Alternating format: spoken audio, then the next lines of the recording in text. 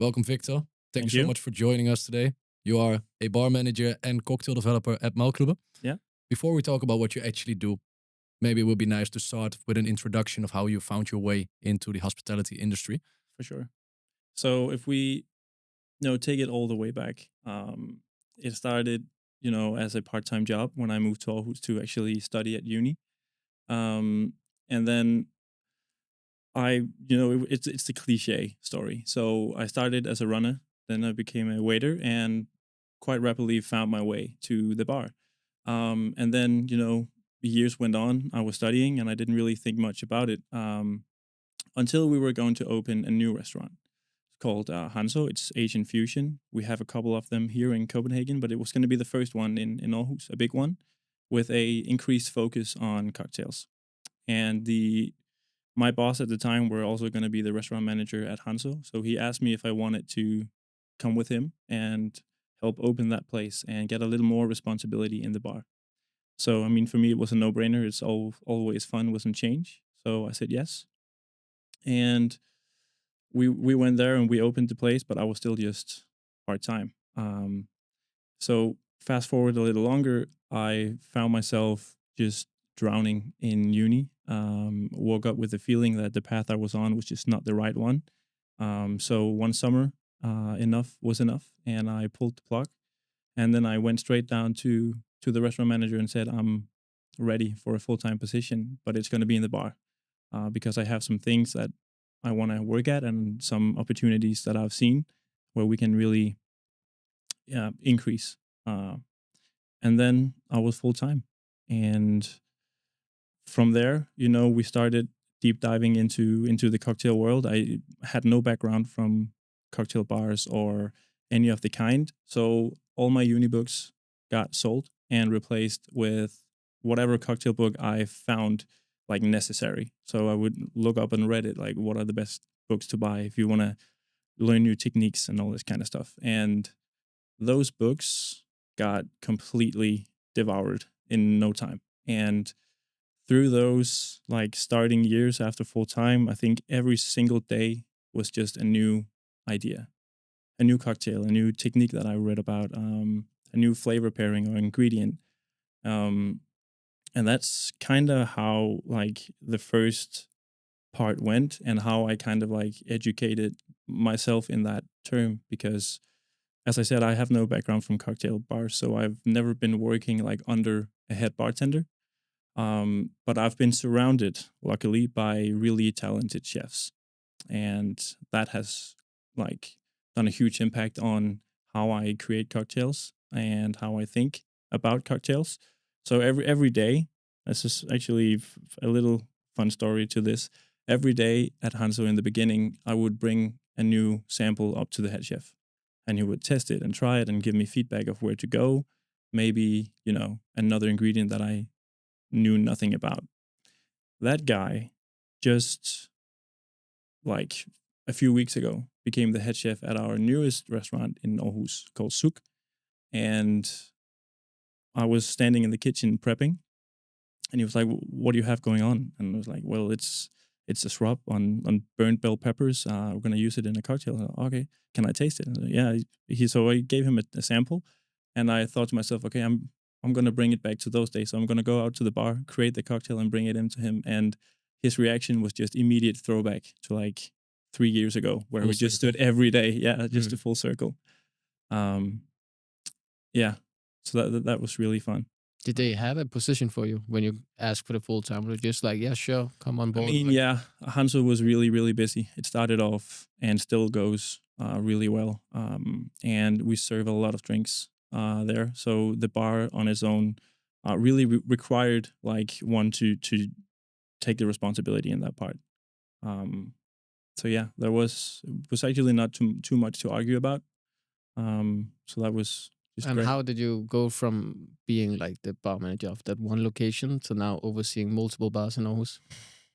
I guess, we saw what really worked at Hansel, like the guest feedback after we started fine tuning the menu.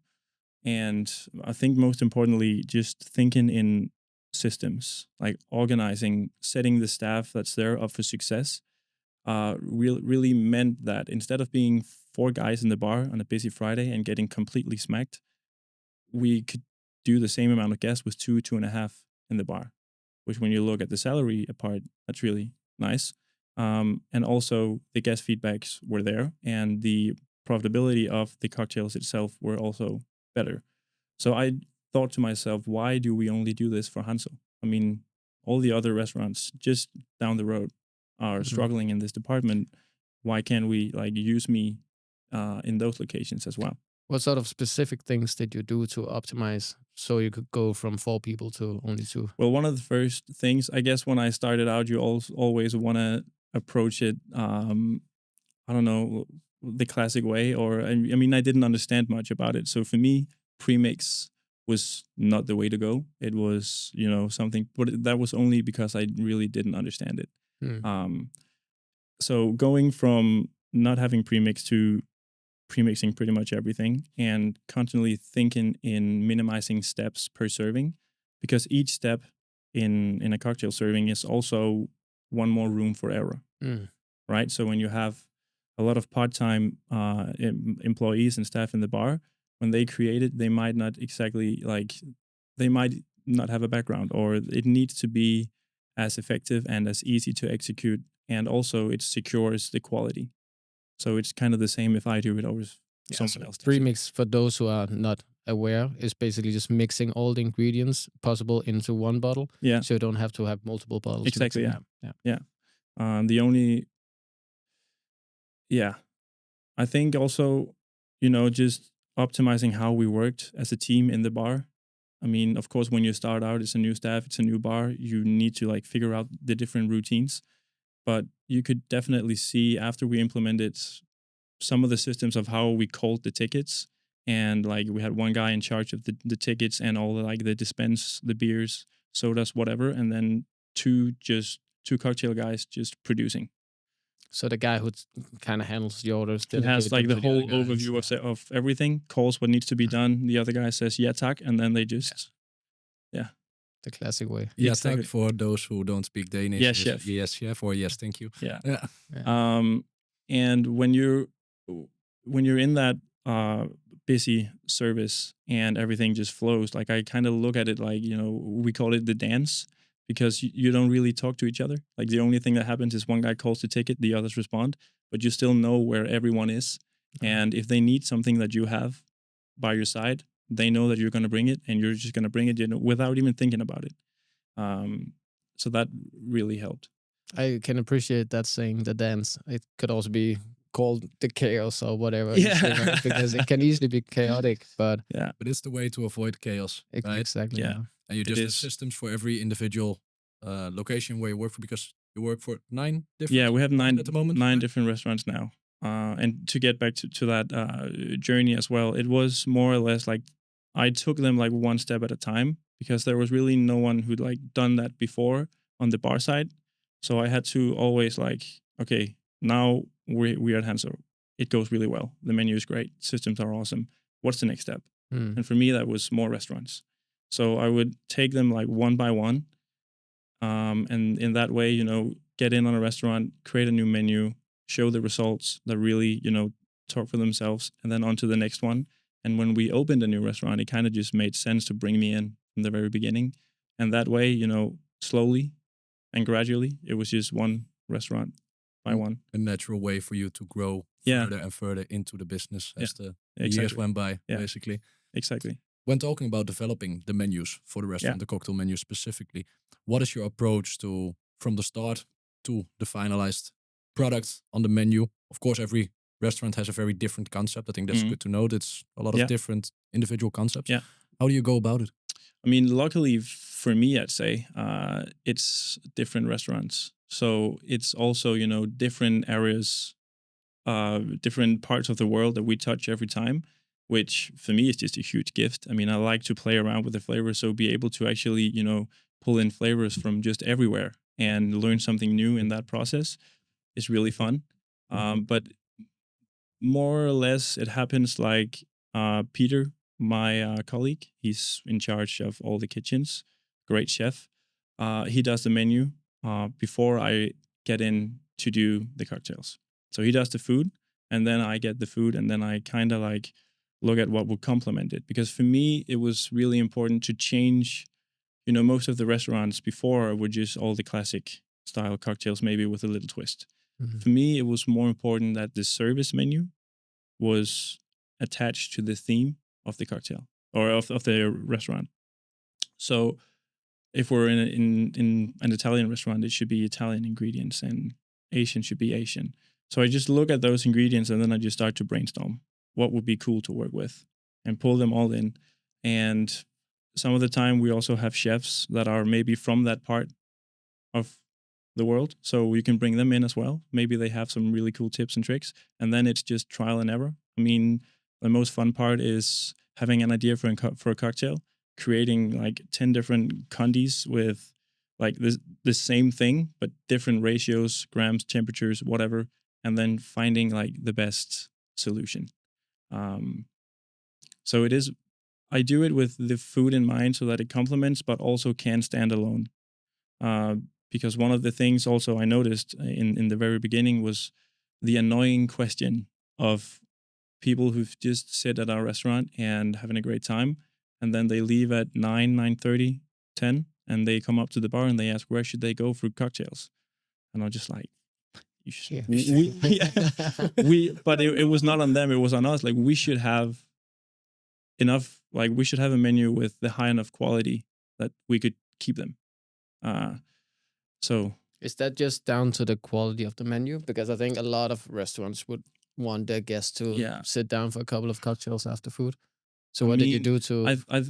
For me, it plays a big part, but also like I just said, if it's something new, if it's attached to the theme, if it's just, if it's a menu with all the classics, then I would also find somewhere else where you could find something unique. Yeah, you have more trust. And if you want a classic, again, you might have more trust in a high-end cocktail bar to make the classic for you. And one thing that's probably important to note there, it's also the setting. Is it inviting enough to stay for a cocktail or several cocktails afterwards? We did that actually at Hanzo in the beginning to also like amplify that specific area of keeping the guests longer. We created an after dark menu.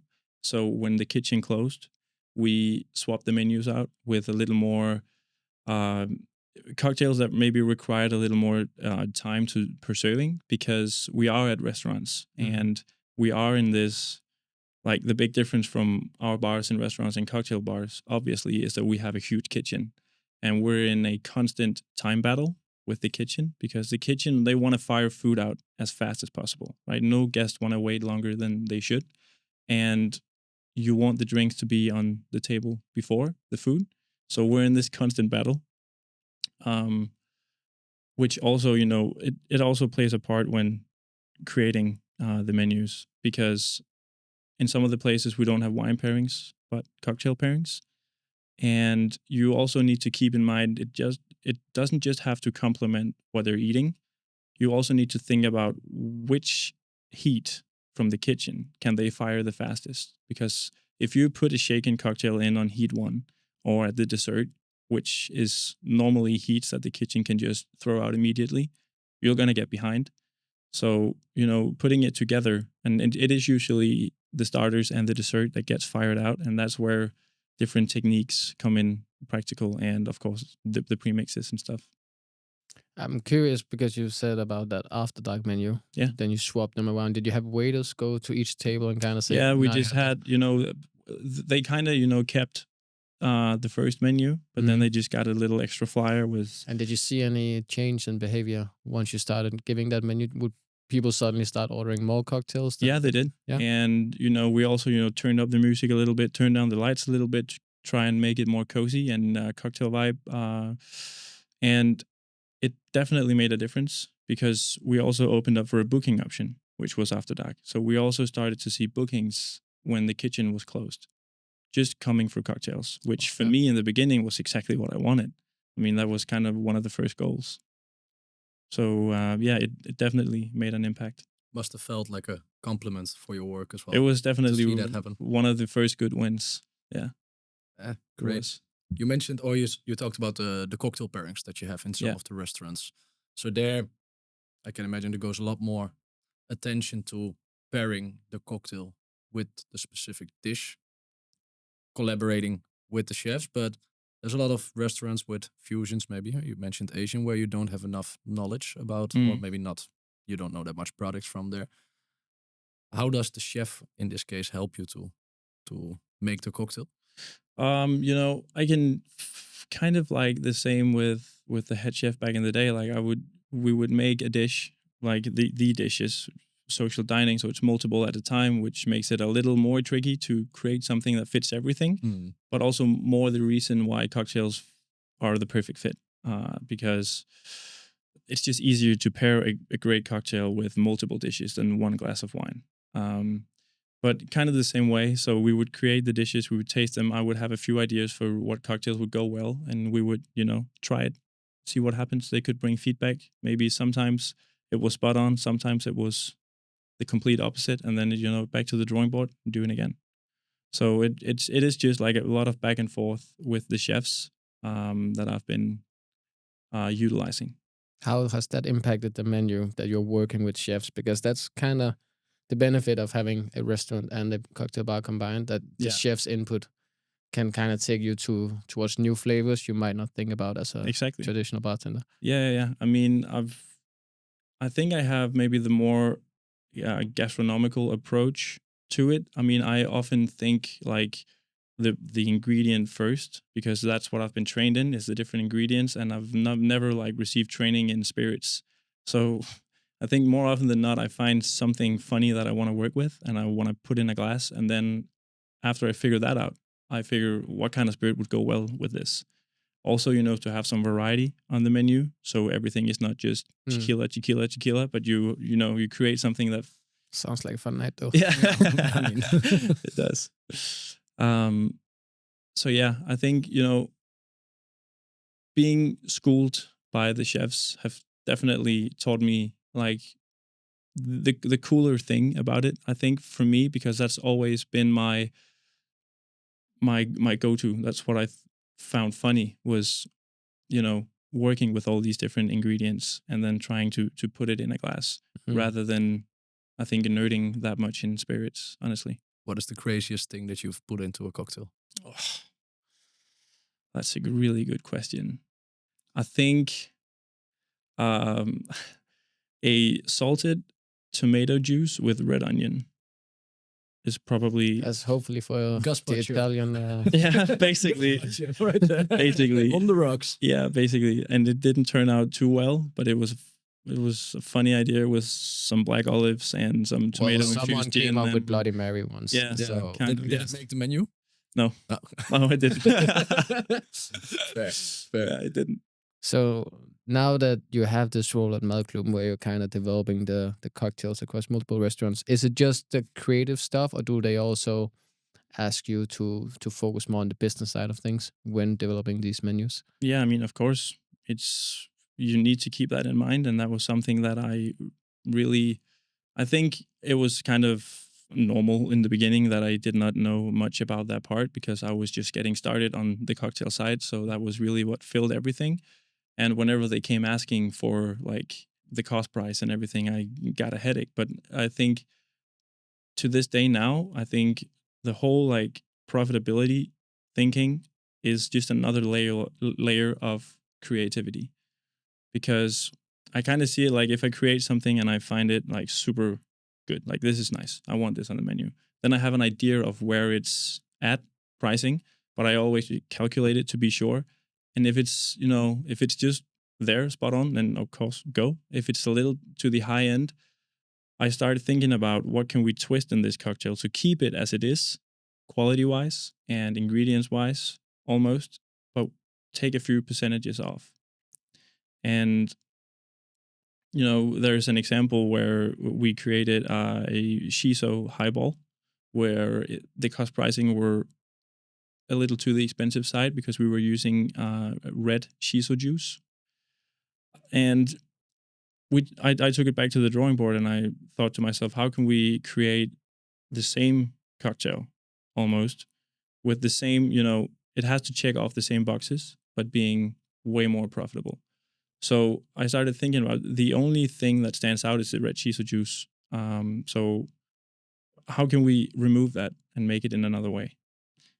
So I started with green shiso leaves that I blended just in the main spirit to get the shiso flavor. Then the only thing I was missing were the bright like red purple color and the acidity and the tartness from the red shiso juice. And all those things kind of just pointed for me to hibiscus, which is this dehydrated cut rose that you can brew a tea on it, and it is like acidic, it's tart, and it has an incredible color. So I just made a cordial on that, brewed a tea, sweetened it with sugar and soured it with malic and citric acid, and then combined it with the shiso flavor from the spirit and topped up with soda. Then we have the same product, really, but like at half the price. In the cocktail. I guess this is where you got some help from the chef as well, because I didn't recognize any of the ingredients you just No. mentioned. And yeah, for sure. I mean, I did not know what hibiscus was when I started, but we had a dessert where we had this rhubarb bouillon thing, and it was colored with hibiscus, and we ran with a ton of those. So I presented it, and then when we got in there, why not use it here as well? It's great. It's a great practical example, I would say, like of the way or the working way you just mentioned together with the chef, how it just comes back around and helps you out to make a drink more profitable. Have you seen like a big impact of this way of working, that you focus a lot on the price without, of course, touching the quality in the results for the businesses there? Yeah, of course. I mean, you can see it like every month. We can see like where is the drink percentage at, and the coolest thing for me whenever I create a new menu or when I got one of the restaurants that I wasn't attached to for before was to see how is the guest feedback on the new menu. Okay, that's good, nice. That's one win down, one to go, and that's the beverage percentage. And with my menus, I always have it in mind, and it's super important. So to get the double win, where you can see 2 months ago, the guest feedback regarding cocktails were not that great. Now they're good, and the beverage percentage just took a huge dive because we actually thought about these things. And when you have those two, Sweet spot. it's a sweet spot. Yeah, it's really nice. And now you have all these cocktails. I guess it's mostly student workers you hire for the position. How do you ensure that they are up for the task of assembling everything? And it's together with the restaurant manager at the place, we it's our job to set them up for success. So again, it goes all the way back to the beginning with setting up great systems, creating recipes that are easy to follow with different spec sheets, and then just making sure that before they get the handles on their own, they're proper trained. If it's by me or if it's some of the other full-timers, almost doesn't really matter. But I also try to, I believe that they know that I am really passionate about this thing. Like, it's what I do, it's my livelihood. And I think, the way I explain it to them as well is kind of contagious. So for me, they want to go that extra little step to make sure that what they serve is actually at the right state. And also I try to, involve them in some of the processes. Some of my full-time bartenders, I bring them in on some of the creative processes because it's also great learning from them, and I can also learn something back because some of them are really great and have really good ideas that I use. But it's also, I think it's more fun for them to go to work and to serve cocktails that they've actually been a part of themselves. Yeah, it makes it more personal. Yeah, it does. And it's not only, just for the bartenders. It's been a while since we've done it, and it's definitely something I'm going to focus on more. But to bring some staff out, like the ones who can, out in the local forest and see what we can find, and then bring it back and create something with it. Because just Google it before. Yeah, before you end up with some poisonous mushroom. Yeah, but that just creates such an easy storytelling. Because it's a story they can understand. I mean, they got their hands dirty creating this cocktail, and great stories sell well. Yeah, and over the time that you've been there, like working on enhancing the cocktail menus, getting people to actually come to the venues for cocktails, have you also noticed that it becomes easier to recruit people with passion for Yeah. cocktails specifically behind the bar? Yeah, for sure. I think, with the increased focus on it and with the menus that we have now, we also attract staff who are, interested in that part. And I think that also is why that the unique uh, menus are so important, where you can also surprise people, even though that we do serve more often than not, cocktails for the masses. Our clientele is wide, so there needs to be something for everything. But I always want it to be like still a little twist of something they haven't tried, and I think that also attracts bartenders. And then also the work times. I mean, I think it's a little more easy to say yes to a job if you don't have to be there until 7 in the morning. I mean, you can get in at 4 and you can get out at 1, 2, if at the latest. And the staff food is delicious. The staff food is nice. You actually have staff food rather Every than day. staff food being. I think it's the cocktail. important, actually, the role you have is important for restaurants in general, because restaurants do have some sort of bad rep in terms of their cocktails. Mm. At least as a former bartender, I always hesitated ordering cocktails at a restaurant because I was kind of doubting the quality I would get compared to a cocktail bar. Is that something you see changing now, that not just at Madklubben, but in general, like restaurants stepping up their cocktail game a bit more? Yeah, I think so. I think, I believe that. I mean, for us, it kind of changed all over. And whenever I go out, I mean, I see more and more restaurants where there might not be like a cocktail bar that you can order drinks from when you're eating, but they might have, a little corner or a backyard where you can go out after you've eaten or before you arrive, where you can get great cocktails, and it's the same place. So yeah, I would say so. And I think it just makes sense. I mean, why not? Right? I mean, it's not rocket science, and Well, you can Yeah. argue half of the experience is what you drink as well, but Yeah. it's easily overseen in a lot of places. Of course, wine has a huge role to play here, but there's just massive potential in the mixology of cocktails combined with the food. for sure. And yeah, I think it's really healthy as well to focus on that, because I mean, if you serve great food and they get great wine and they decide to end up with a cocktail, and the cocktail is just like in a different league to the worse, then that's just a huge step down in the whole experience. So for me, it's really important. I just have one more quick question that I forgot to ask when we were just talking about the profitability side of things of making drinks. Yeah. There's a very practical one. Do you have a percentage that you're looking for? It varies. It varies like from place to place. It also varies from, you know, if we have a place where we wanna get a little more creative, maybe use some better products, then of course the percentage is a little higher. Um, so I don't think so. No, don't like. I mean, there is an What area. is the bare There is an area like most likely we don't want to go like on the cocktail side over 20. To keep it under is great, and to keep it way under is really great. But it really depends on from place to place. Of course.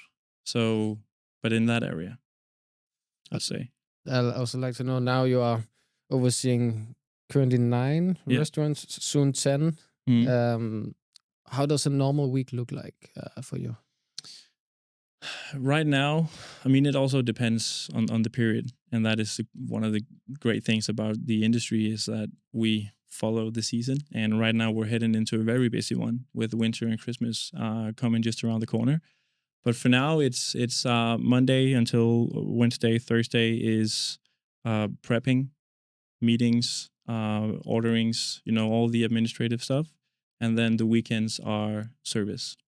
So that's, I will get in on a Monday and get the whole overview of everything and who needs help with what and the prep. And right now, because we have some new restaurants, I haven't had the time and chance to train a lot of staff in prep. So right now I have 3 restaurants where I'm the prep responsible, and that of course takes time. But you can do that while being on the email and drawing a bar for the new restaurant and all this kind of stuff. Juggling, yeah, actually. yeah. So yeah, I'd say that that's like the regular week is service in the busy weekends, or if we have like a big event during some of the other days, then I'll be there, of course, and then And the administrative stuff. when you have a new location opening up, because I think this is interesting, and a lot of listeners might be able to apply this to their own restaurant. Like, what are the kind of key things you want them to be able to do before you kind of leave them more or less to themselves? You know, what's the key steps for a good cocktail bar in a restaurant to be up and running? I think like a lot of it goes like before the opening, like a lot of training, a lot of tastings. They need to understand what it is we serve, and that's also an issue. Some places, they get so used to using premix that they have no clue what's actually in it. So a lot of training, a lot of tastings, and walks through like the processes that we want, but you never really, uh, it's like driving a car. You need that first few services to actually dial it into this is how we're going to do it. Mm. So in the very beginning of a restaurant opening, us in the leader department, we're always there, every service pretty much in the beginning until we get the right systems, and then it's a little more hands off. How do you leverage being actually present in service yourself there as well to systemize it? Are you actually very much involved in the entire process, or are you also mainly looking around to see where you can optimize? Both. I think for me, one of the hardest things is to, take a step back and let it float and then see what we can optimize. I'm really good at if the printer starting to really just print out tickets, I'm immediately there. But sometimes you just need to take a step back and then look at it and see what's going on, and in that way you can observe areas to improve. But I am there when we open stuff all the time in service, and then we debrief to see where we can improve and take it step by step. Do you call staff in for like extra shifts where it's just the focus of training and going through the ingredients you use and separating the premix? Yeah, but it only I'd say like the bartenders there, of course, need a little bit better understanding. The general staff, I mean, the days up to the opening, we walk through the menu, they taste everything. Peter comes in and talks a lot about the food, and I come in and talk a lot about the cocktail and what kind of mindset I had developing it, where it comes from, where the inspiration is from, and all this kind of stuff. So they get all this in the very beginning, yeah. And I guess that makes a difference for them when they present it to the guest. Yeah, 100%. Because you may also recognize that restaurant experience where the guest or the waiter is kind of just memorizing something that's so blurred.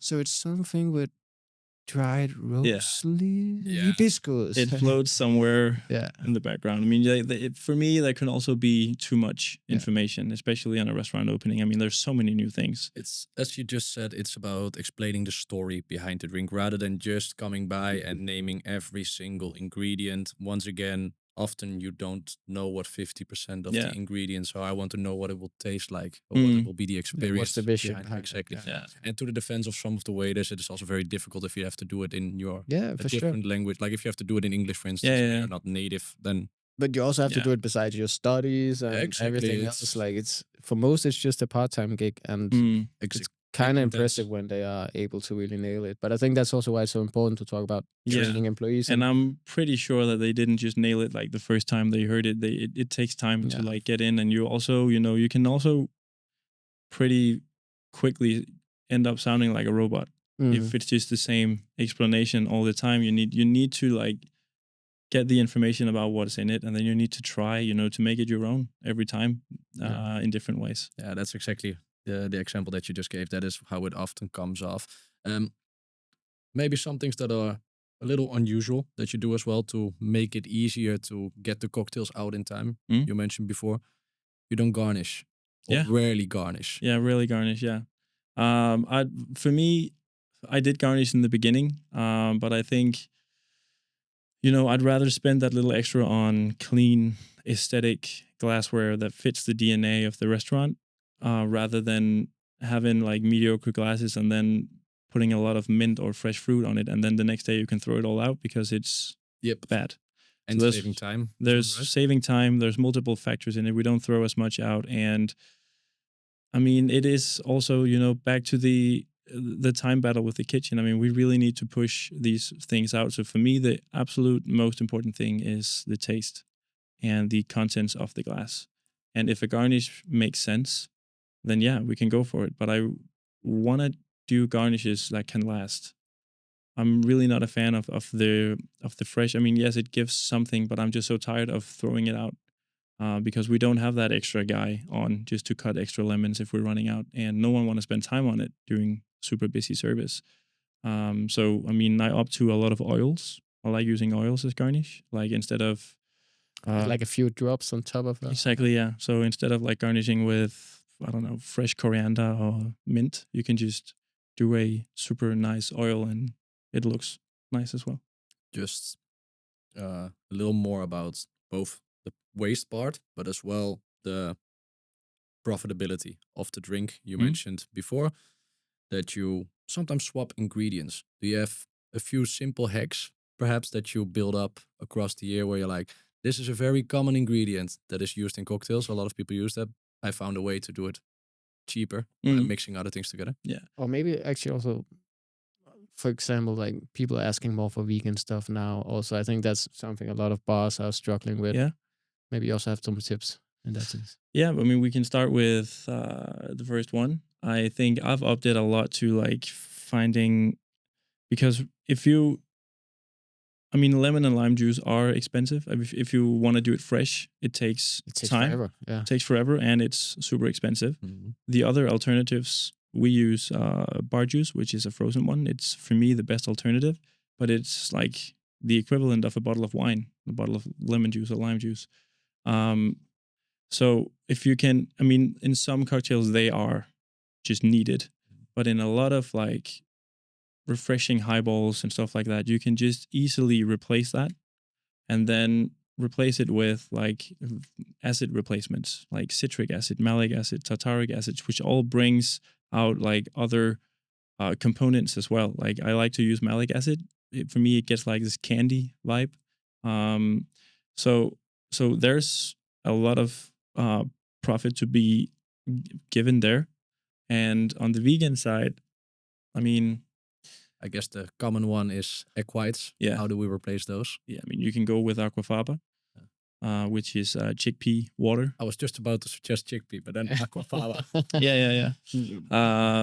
But I, beforehand, when I've used like a siphon bottle to do foams, I've tended to use either egg or milk products.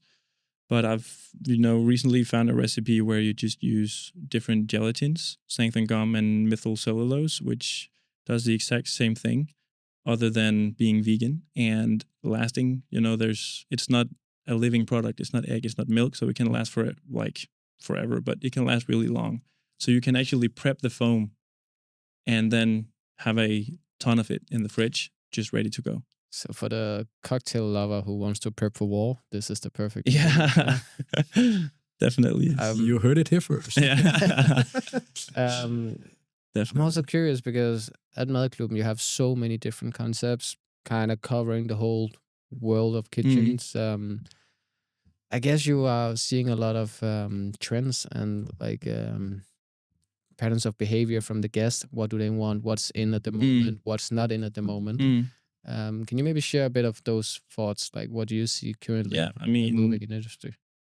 Some of the things that I've noticed is, and I think this has also to do with the climate and the situation we're in, but like beef meat is like not the biggest thing anymore. People don't really like, they tend not to go for it, which is also why we see so many alternative openings.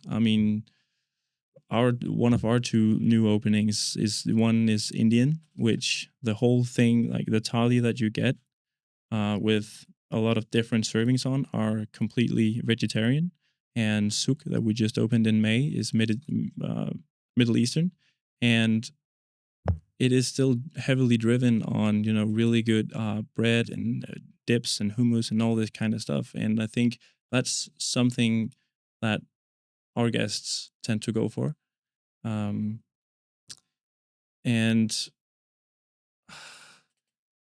I don't know. I mean, what I've noticed with guests now, and I think that's super healthy for the whole industry, is that they tend to have like a higher demand now than they used to before, and that just, you know, makes us be on top of our game all the time to stay relevant and to keep bringing them in. Speaking of high demand, I guess people at some point get tired of the menu. How often do you rotate? Or make to the changes? season primarily, but you know, it can easily be in between as well. If I just want to change something, or if I got a really good idea for a substitute, then we'll swap it out. But I think most importantly with the season, and then of course where we have the cocktail pairings, we tend to change it with the kitchen so that it makes sense. Yes, whenever the kitchen menu exactly changes, you go along. Yeah. Have you ran into two moments where you just had to replace a cocktail because it was not at all well received? Yes and no. I think I have one right now at Souk, which is like really 50-50, but it makes so much sense in that restaurant. And I mean, so as long as it's 50-50, like some guests really like it and think it fits the food and everything perfect, and others don't. It is kind of bold. It's with mezcal, which is in itself just not for everyone. And then it's with tequila reposado to give it that oaky notes. And then it's this burned red bell pepper shrub, and then topped up with soda. And it's called dukan, which means smoke in Arabic. So it kind of like fits the whole theme of the Middle Eastern grills and smoke. So that is kind of a 50-50. Sounds appealing, to be honest. I think definitely we've received a few that send it back because they just didn't like it, and then we of course Do you have any, something else. I know, for example, people in Copenhagen tend to love mezcal. Like it's really in here. And I'm not sure with Aarhus, do you see any difference? Like some cocktails that perform better in one city and worse in another? Yeah, I actually do, and that's really fun because okay. So what do Denmark like? It's fun because we opened a cocktail bar actually for a few years ago in Esbjerg, which is the West Coast. And I did that menu, and I was still kind of new. I don't even think that I had that many restaurants attached to me in Aarhus. So it was one of the first, you know, times out of Aarhus. So I wanted to make it really great and experimenting and all this kind of stuff. And that was not what they were looking for. They wanted, you know, if they could get a double gin has or strawberry daiquiris and everything, that was just the perfect. And everything had to be super sweet. And that was an eye opener for me because I really didn't expect that. But it's fun. I think mezcal is definitely on the rise, also in Aarhus. And I think, you know, tequila as well. I think that whole department has just taken off now, and I like that. I love it. So what did you end up doing in Esbjerg? Because did you just pull out the blender and start? No, I still wanted to, you know, we still wanted the place to be a little extra. Yeah. So they got the gin has, just not the gin has that they thought they wanted. So we actually got in a really good mango sorbet, and then with gin and lime, and then just in like I guess you could blend it. We had these shaker things that we pour it up, pull it in a coupe, like all yellow, super slushy, and then with kefir lime oil on top, like this green oil with the like bright yellow cocktail. Was super nice, and it was really, really well received. Oh, that's good. I can imagine people from Esbjerg being totally honest what they think about it. Yeah. Like, this is not a gin, right? Yeah. What is your favorite cocktail? Oh. The worst question every time. It is the worst question because it's, for me, it's all about the mood as well. It's a really tough one. I think breakfast cocktail. Bloody Mary. Here we go. I really like Bloody Marys, and I think vermouth and tonic, really nice. Yeah. You know, really good Negroni it's impossible. It's also, as a bartender, you start maybe by, when you get into cocktails, you may prefer the sweet stuff because it's easier to drink. But the Yeah. more you drink, the more bitter you want it, the more Yeah. strong you want it. Yeah. You want it to challenge you, kind of, right? Yeah, So yeah. you feel something. You do, yeah. And I think also, I was actually talking to one of my bartenders about this, where he said that one of the things that he sees in me that I do really well, that he wants to learn, is this, like, creating cocktail for the guest and not for me. Because, sometimes I want something completely crazy, but the guests that come into the restaurant maybe want something a little more understandable and just like on the general kind of palette, I'd say.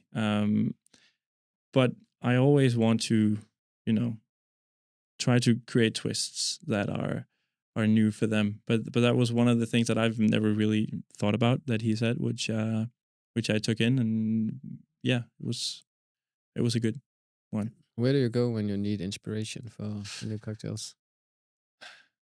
In Aarhus, I mean, I don't think there's Geduld, Hella, and some other places, Bar Piatto, which is kind of a new place. So I'd say we get more and more of the small pearls. But I mean, it's nothing compared to here in Copenhagen. I mean, there's so many different things, right? So whenever I'm here, I try to visit as many places and always pick something on the menu where I have no clue how they pulled it off, and then I want to see if I can taste it and work my way through it. But yeah, I think, go out, get a lot of cocktails, but also just go out to eat. I mean, there's a lot of dishes that you can taste and then recreate it as a cocktail, really. Yeah, that makes sense. Do you have any, like, I guess you can have like a writer's block, if you know what I mean. An author will write a book and then suddenly they will Yeah. run out of things to say or write. Do you sometimes have that when creating menus, that you just kind of get cocktail fatigue? And maybe Yeah, creatively, I mean, in the beginning of 2025, we had like a lot of openings super close to each other. I think I was a part of 4 openings over 5 months, which was 4 menus in 5 months, and that's the first time really where I've like really had that like creative fatigue. My brain was just completely toasted. So I just took like 2 days off developing, spent my time on something else, and then I brought some of the other guys in and said, "We need to make this menu. I'm completely out of ideas, and and then leaving before it's yeah, done. Yeah. can you please start shooting ideas?" And then it kind of sparks something new, because I felt like I was just stuck in the same wheel of flavors and things to do. So yeah, that can definitely happen. And I guess the more you grow, the more input you get from your coworkers. Yeah. it's also a natural way to make them advance, right? It's Yeah. also great for them, as we touched upon earlier. They get more Yeah. responsibility. They will lighten your workload. They get to Yeah. learn. It's literally win-win. And for me, it's just so nice to have them around, because in the beginning it was just me and the chefs, but the chefs, didn't really have the answers when it came to the actual cocktail. So having like multiple people now also here in Copenhagen is just, we use each other a lot when struggling. I just want to briefly touch upon something you mentioned when we were talking about making the cocktails that you want or making the cocktails the guests want. You work with a lot of different concepts. How do you figure out which type of cocktails the guests want? Yeah, that is a really good one. I mean, we have an idea of what the clientele is, and we have a lot of staff, which are like, some of them are students and some of them are not, but most of them are like kind of our own clientele. So I use the staff a lot to test on, and also just my own like friends and people I know, just to try and see what sticks. And then when we've done this for quite a while now, you kind of know in the beginning. I guess you can look at the bestsellers and say, can we do a Exactly. little twist on this one Exactly. without ruining the concept? Yeah, that's also a thing in Esbjerg. Like, when we opened over there, I took one of the best sellers from the Hanso Afterdark and I put it over there. And I think after a year, that cocktail had sold the same as the 4 next best sellers. Yeah. And I guess with the other ones where you run the cocktails with the pairing, the feedback for the food will also guide you in the right direction for the cocktails. Yeah. What was in that bestseller? Oh, it was actually taken from a dessert that I got with white chocolate, rose pepper, and passion fruit and strawberry. I got a dessert with that, and I just thought I want to do that in a cocktail. Like super fruity, super sweet, super like almost a dessert on its own. So it was, we don't have it on the menu anymore. It was a white chocolate liqueur, and then it was vodka infused with rose pepper. And then it was a combination of a strawberry and passion fruit syrup, and then just lime juice, shaken up, had a really nice foam, and then crushed rose pepper on top. And that was just a smasher. Like everyone they really liked it. Yeah. Yeah. Must feel good as well when you sit down there, you have a dish, and you're like, oh, I need to turn this into a cocktail. You end up making a banger, and people actually appreciate it. But it goes both ways, because sometimes you create something that they just want, and you just can't stand it yourself, and you had the idea of taking it off the menu, but you can just see the numbers speak for themselves. So it's kind of like the artist part of it, right? You might keep it on. If you're a singer-songwriter, create a song you hate yourself or I don't like, but there's a lot of stories about that as well, right? Like, part of the job. Yeah. Do you have a cocktail bar in Copenhagen that you would love to try?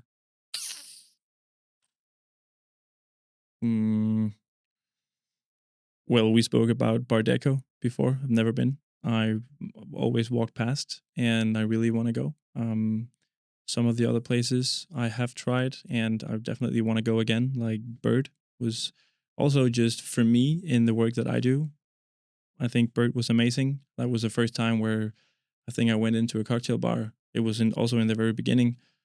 So I needed a lot of inspiration, but I went in and we ordered 4 different cocktails, and they just arrived immediately. And through the whole night, I didn't hear a single shaker, and I just thought, this is the go-to for our places as well, because in the restaurant, as I said, one of the most important things is that we just push it out as fast as possible, and not shaking is a great way to do so. And also the guests that's sitting all the way in the other corner of the restaurant, they don't really see the bar, or might not even care about how it's made. They just want it. So it just has to be good. Yeah, exactly. So that was an eye-opener for sure.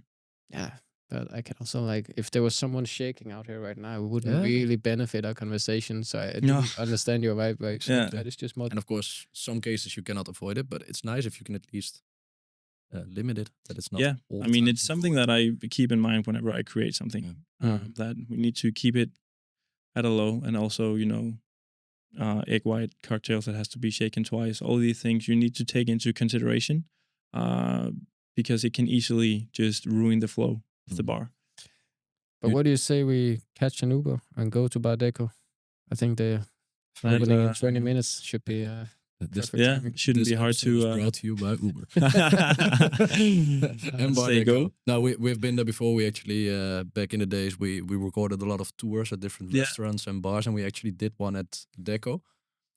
And honestly, one of the best cocktail experiences ever. Yeah, they work a lot with fermentation and stuff, so they get a free shout out here on today's episode. Really looking forward to it. The lab. So you went behind the bar, and then there was a curtain, and then the bar chef, he just opened the curtain, and there was this guy standing in there just prepping. I'm never leaving this place, and then putting on again. Like Breaking Bad right now.